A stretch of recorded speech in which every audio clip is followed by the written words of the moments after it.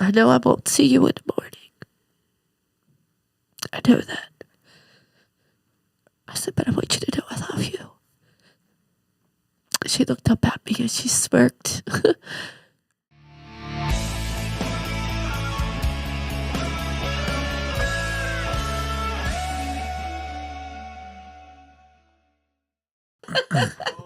So with Sherry Lynn is, Rob. I mean, I've known Sherry, gosh. She was 5, so that was 45, 50 years. 40, somewhere around there. Yeah. We, growing up and stuff, we lived a wonderful life down there in the neighborhood that we lived in. And, her and we all got close. It was a very tight-knit neighborhood. And Sherry Lynn battled 5 years before this, triple-negative breast cancer. And it's funny how God works with that, too, because, like, when she was going through that season, I was in the background with her. I was the girl that would message her or text her here or there, but I wasn't in her tribe. I call it her tribe because there's always, you surround yourself with people that you need at that moment, right? Mm-hmm. But nevertheless, our relationship was always friends. It was never a, when her mom passed away, she called me right up and I did the eulogy. Her brother passed away, did the eulogy. So we were always like close. Irregardless if I was present all the time, if you know what I mean. I was that friend that she could call and whatever. So when her cancer, she was re-diagnosed with cancer. She had called me up. And her being a nurse, I believe she knew. Mm-hmm. She knew in her heart. I mean, triple negative is very hard cancer to beat. She was going to have her checkup, and then that's when she was actually there was some necrotic tissue from her rebuilding of her breast that they had to do a biopsy of, and that's how they found it again. And she did. She poured into everything. Like, she paid out for experimental stuff. Anything she could do, she researched it. She was a research warrior. She researched. She was always close with God. She always had a faith, but she drew closer. This time around, I feel like she really poured in. Her and I would have more conversations about God, let's put it that way, than what we did in the past. And it became an everyday thing at this point. She would call and we would talk about it. She would just call me in tears because she was in the pain. And then when things started progressively getting worse, I got that dreadful, phone call. And I'll never forget. I was at my church doing a small group with my ladies, and my friend Angie, or our friend Angie, called and said, "Vic, Sherry's in the hospital."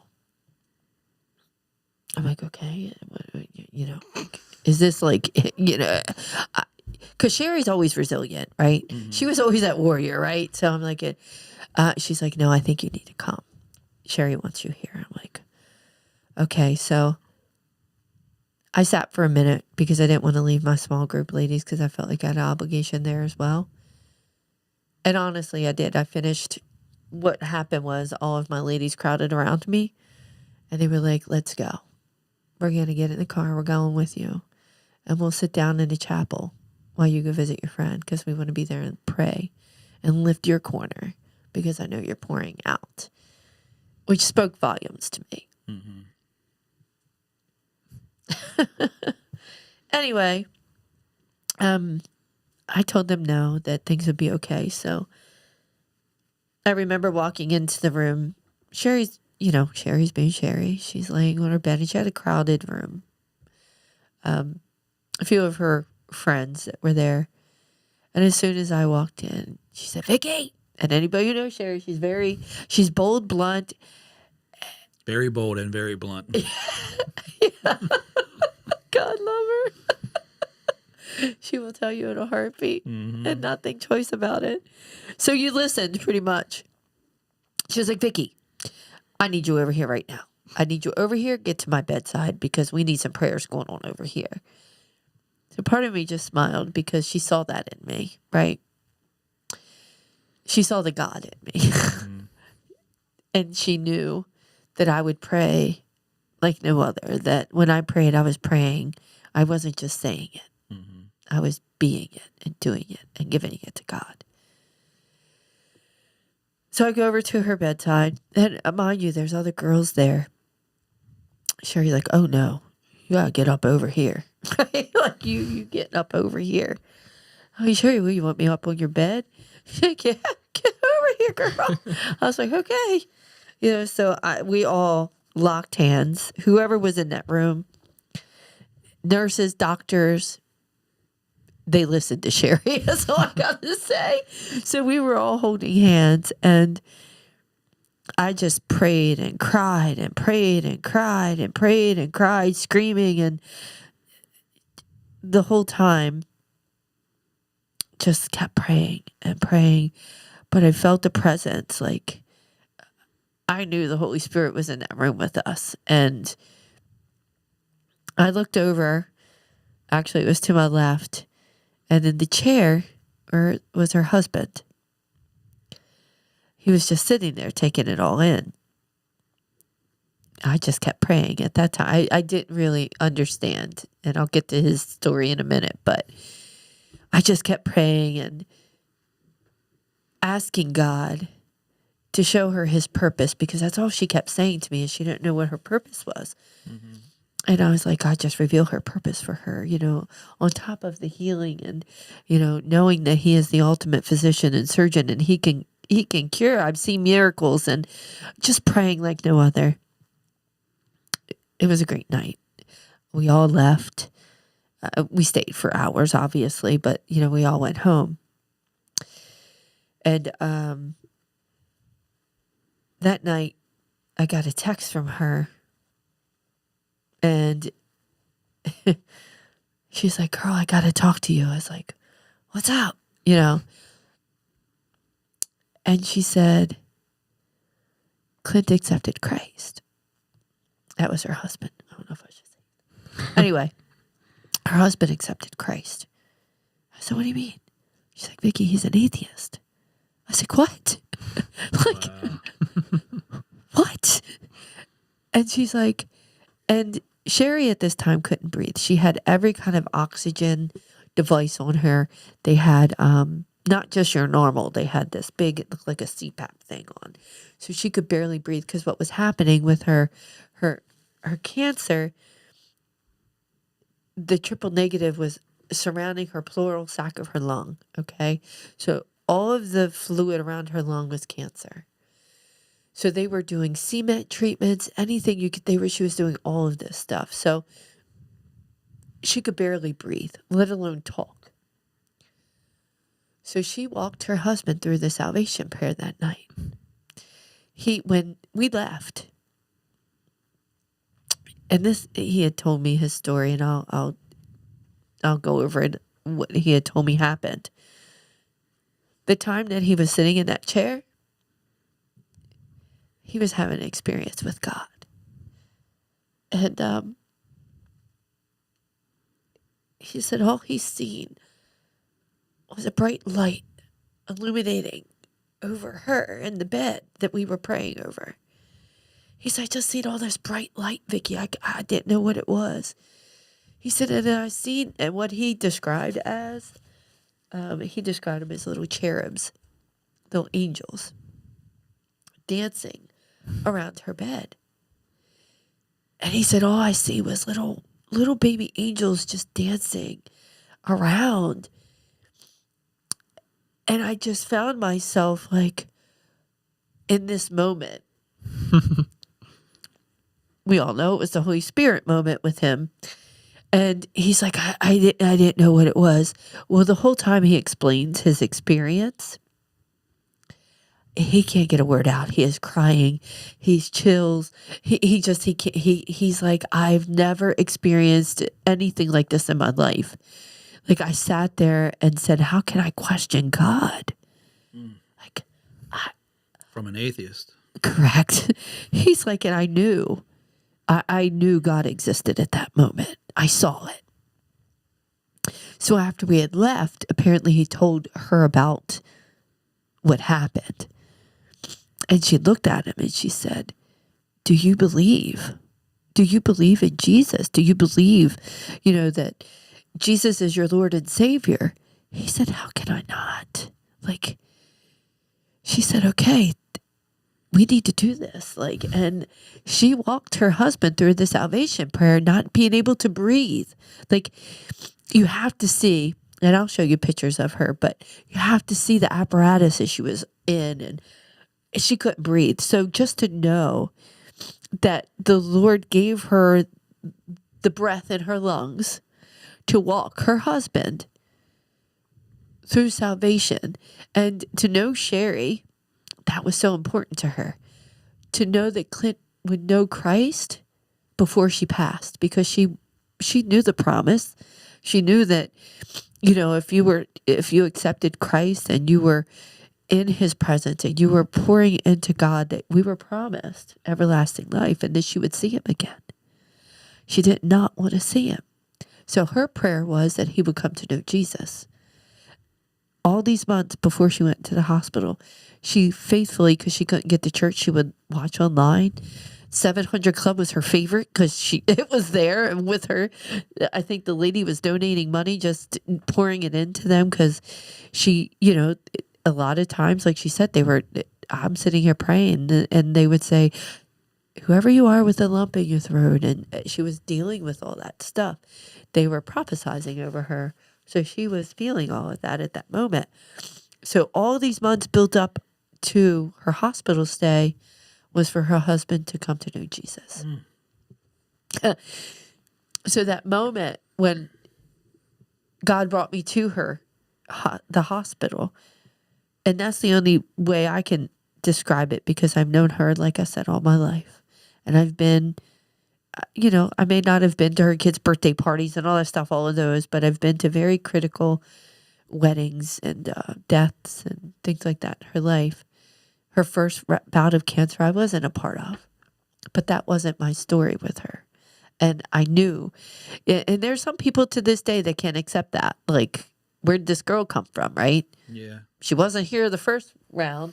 Little did they know, you know how we all are. We talk to each other and all that stuff. But I wasn't meant to be a part of that first time. Mm-hmm. I was meant to be a part of the second time. There's no doubt in my mind that God did not put me in that place. And when I walked in that room to pray with her, I knew it instantly. Instantly. It was like, again, it was like this, like you felt this wind in your face. Sorry. You felt this wind in your face when you walked into the room. And I feel like that was God allowing me to know his presence was there. And you do it, daughter. You know what I mean? Let's bring this, because there's lives that need to be saved. So, like I said, I was just praying down, and then that happened that night. The next morning, he told me that he had a phone call from one of their friends who was very close with her and always kept up.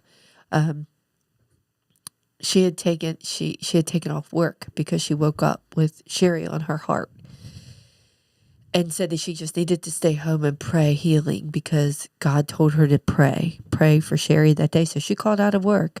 She was obedient, stayed home, and she prayed. So she called to him while I was in the room, and she told him. She said, I just want to let you know that I seen these little baby angels dancing around her bed. He told me, I looked at him, and he looked at me, and I said, and you question? He said, not no more. He said, not no more. And God was just providing what he needed and answering it, because he is a very methodical, he's an engineer.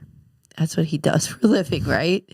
And engineers tend to be you just have to, there's questions and answers and questions and answers. So God was meeting him where he was at that moment and showing him. Through all of that, there was weeks that she was in a hospital, and not gonna lie, it was pretty brutal. It was brutal for her, the pain that she endured. It just, God graced her, and she was still questioning her purpose. She just kept saying, I just don't know my purpose, Vicky. I don't know if she said it to anybody else, but I know she would say it to me all the time. And I don't know if she felt vulnerable enough to say that to me because she knew I lived a life of Christ. And I think she knew I would understand. But she just kept saying, I just don't understand my purpose. They released her. She went back home. I went to her house, me and my friend Carrie. We did prayer healings over her. We just poured so much, just whatever she needed, we were doing spiritually that we could do to help her. And Clint, he was sitting in the background watching and feeling and seeing. He was observing, like the engineer that he is. He was observing it. And he just couldn't, there was no denying any of it. And there was a time like she had a little cross that she would rub. Whenever she had pain, she would just rub it. I should have brought it. I have that cross, by the way. She would just rub it and thank Jesus. Thank him for where she's at, what she's going through, but still questioning. You know, she had a little granddaughter that she was scared that she was worried that her granddaughter wouldn't remember her because, when you're little, you're 5 and you grow up, your grandmother passes when you're 20. Do you remember her? And, and so it was a lot of battles that way with her. She had a hard time with all of that. And I just kept telling her, I was like, Sherry, look, I said, I can't tell you what your purpose is. Nobody can tell me what my purpose is. That's between you and God. I said, but what I can tell you is you need to sit down and talk to God because he will reveal it. You just have to ask him. She says, I have been asking him, her. She was like, I have been asking, he's not answering me. And I'm like, okay, he'll answer you. Be patient. She's like, I hurt and I don't have time. I'm like, Sherry, you have plenty of time. God has you in his hands. He's not going to let you go anywhere without knowing. So there's one thing about God I know he's going to reveal. And he'll reveal in his time. So through the weeks of all of this, everybody was just watching, I call it the tribe, her tribe. Everybody just seeing God work. And just in every facet of all of it. Prayer was happening. I don't care who you are. You came to visit, guess what? You're standing up and you're praying with us all. You may not believe, but guess what? You're praying. So I don't care if it was a forceful prayer. You're coming up and you're getting in this crowd because the more people that's standing in agreement, knowing that God can heal, I know my God and I know my God can cure. I know there will be a victory. And that day, well, there was a day right before she went to the hospital, she did come to our church. And there was a song shared with her. And I had to remind her of that song. I just pulled it up because I still have all my text messages with her. And it was See a Victory. And it took a whole different meaning for me when I heard it, but saw it through her eyes.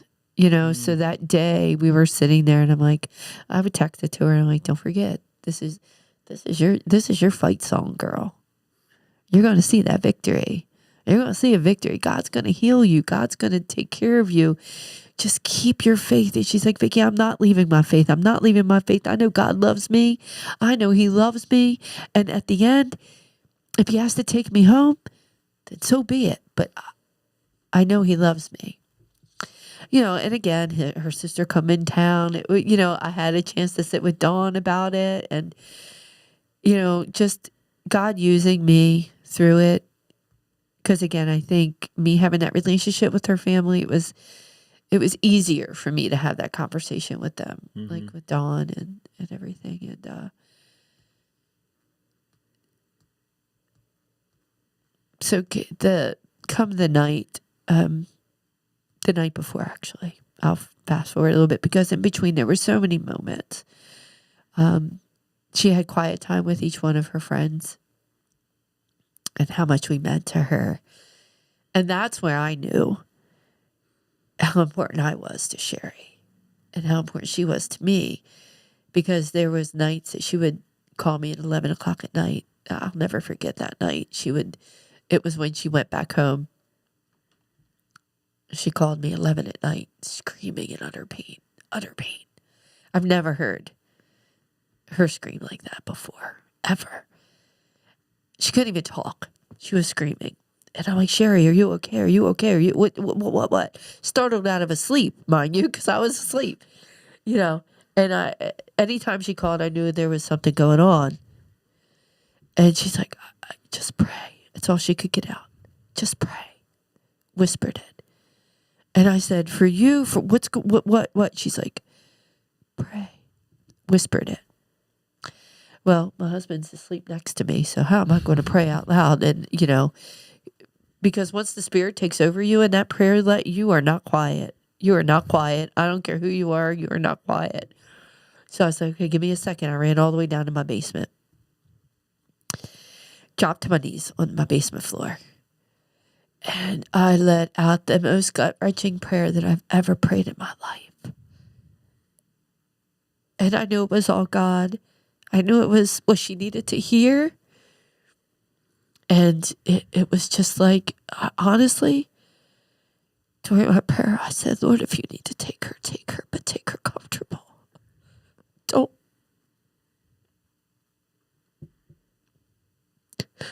Don't let her suffer. She's been a trooper through it all. Just don't let her suffer. But then I kept hearing the word in the back of my head. Her purpose. He wasn't ready to let her go because her purpose wasn't fulfilled yet. So I just kept praying even harder and harder and harder and harder to reveal her purpose. Whatever it is, Lord, just reveal it. So we ended our prayer. It was probably about a good 20, 30 minutes, I felt like. Crying, screaming. She got to the point she couldn't help herself go. She would have to be escorted to the bathroom. And she always said, Lord, just take me. I don't, when it comes to the point where I can't take care of myself, take me home. So you could see it gradually happening. And so she was admitted again back to the hospital because the fluid was building up in her lungs and around her lungs, and it was suffocating her. To be honest, it was hard. So while we were up there visiting and stuff, Sherry always had a way with her. Like, we knew if she needed to be moved in a certain way because she was in pain, tuck my pillow here, tuck my pillow there, lift my legs up. Oh no, what are you doing? Get over here now. It was always, she was always ordering people. She was good at that. Telling people and ordering people what to do at what time. So you had a whole group of people that were just jumping and moving and shifting and doing. But the night before she passed away, again, Angie had called and said, I think you need to get up here. I was like, okay. So, room full of people. At this point, it was more people than had ever been. She's in Hopkins. She's in a room to where only usually 2 or 3 people are allowed. But there was probably 10, 12 of us in there. And people in their little pods talking and having, conversation, because she did not want you to dwell over her. She did not want you to sit and, oh, poor Sherry. She didn't want the weeping. Mm-hmm. She wanted celebrating. And so people were in their little pods, how friends do, and everybody's talking. And I'm at the foot of her bed. Actually, I was sitting on one of those portable toilets, sitting down there and just talking to Mandy. And I think Nikki was on the other side of me, and she was like, I seen her attention. Somebody walked in, and it was a girl and a guy, a young guy and a girl. I didn't know who they were. And they went over to her bedside, and they were talking to her. And I'm over here just chatting with the other girls because that's what we were doing. You know, we just thought it was the regular day. She's here. They're going to drain the fluid off her lungs, and things are going to be good. They came over and they were sitting with her, and next thing I know is this guy is just crying. This young kid, just bawling. Sherry's just looking at him, and I could tell there was a shift at that moment, a whole shift. I saw it. God revealed to me what was happening. Next thing I know, she screams my name, Vicky. You know, and we all jump. As soon, you know, because it was one of those things. You know, when you knew the tone, and when that tone was happening, you jumped because she needed tucked with a pillow or something because she was in pain, and you wanted to help her out. And I said, what? So I jumped over to her side. I was like, yeah, what's going on? She's like, Brandon right here. He needs help. I said, okay, what kind of help? She's like, he wants to be saved. I was like, what? She's like, yeah, so I need you to help me with the salvation prayer because she couldn't talk much. I said, Sherry, you want to do that right here, right now? She said, yeah, what do you think? Yeah. I said, Sherry, you do realize we're here for you, your condition and what's going on. We're here to pray with you and help you. She said, Vicky, what did I say? She got all cocky with me.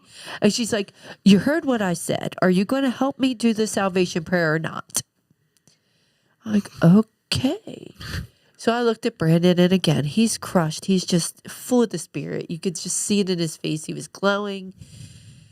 And we sat there and we walked him through the salvation prayer to come to know Christ at her bedside. It's a moment I'll never forget. It was not a dry eye in that room.